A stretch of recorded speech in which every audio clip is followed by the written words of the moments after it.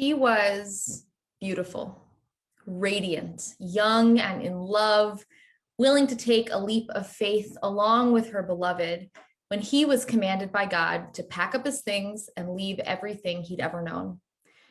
You will be the father of a great nation, he was told. And so she knew she would be a mother.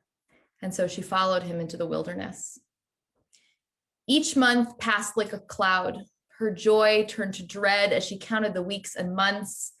And as a year passed, and then another, and then a decade, her hope cooled into a stone that she carried inside herself, heavy, holding her still.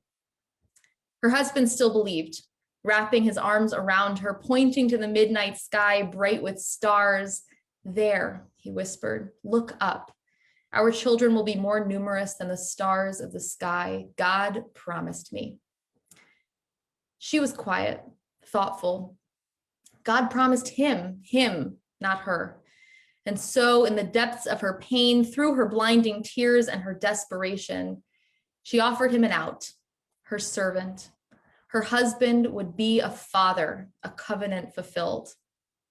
And so she hardened, polished, her grief bottomless as she grows older, past the point of dreaming. And then it happens. The angels promising that indeed she will bear a child, and she laughs and laughs, each peel cutting like a knife, opening a wound that had been sealed and buried for a long, long time. But God is God, and miracles are miracles, and Sarah becomes a mother. She was a force to be reckoned with. She was strong and cunning, intelligent and kind. Taken from her family and brought to her husband, she loved him right away. And still she waited. 20 years of waiting, of praying, of patience, of anguish, and then finally she conceived. She was overwhelmed with gratitude, sure that her troubles were over and that she would ease into motherhood like the women who came before her. But as the months passed, it felt as if she would split in two, her twins tumbling and clawing each other as they grew, vying for space, for attention, for dominance over the other as she nurtured and protected them. There was a war inside her. Her body was sacred ground. And she knew that theirs would be a tumultuous relationship, that there would be struggle and strife. And as they grew, she bore witness to her children being treated so differently by their father. One boy was favored, he was simple and strong. And one boy was mocked. He was slight. He was thoughtful like his mother. She loved them both, but she leaned toward the quiet brilliance of her younger son, filled with heartache when her husband looked right through him. And so one day, she's given the chance to shake things up, to put things in their rightful order, to honor the gifts and tenacity of her son, to vision toward the future alongside God, and she takes it. And Rebecca changes history. They were sisters. They shared their clothes, their secrets, their families, their spirits. They held each other close. One was older, hardworking, and kind. One was younger, a great beauty. They moved through the world together, a duo, a team. And then one day there came a man, a handshake, an agreement, and in a moment, everything changed.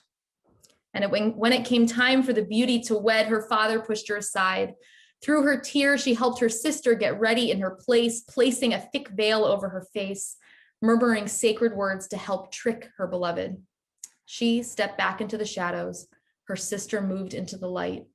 And after years had passed, she married him too. Leah became a mother. Over and over again, her tent filled with the sounds and smells of life and babies, crying and laughing, hushed singing in the moonlight. One after the other, they entered the world flushed with wonder and awe. And the younger sister waited. The love of her husband kept her calm, centering her despite her aching heart and empty arms. When she slept, she dreamt of the multitudes of stars in the sky and of grains of sand in the earth. And she woke with a start, certain that she had been forgotten, overlooked. Finally, it happened. Her perfect boy, lifting her up into the starlight, into the waves on the shore, Rachel, who inspired a nation, Rachel, giver of life, Rachel, treasured mother who died giving birth to her second son, a leader of our people, a match to a flame.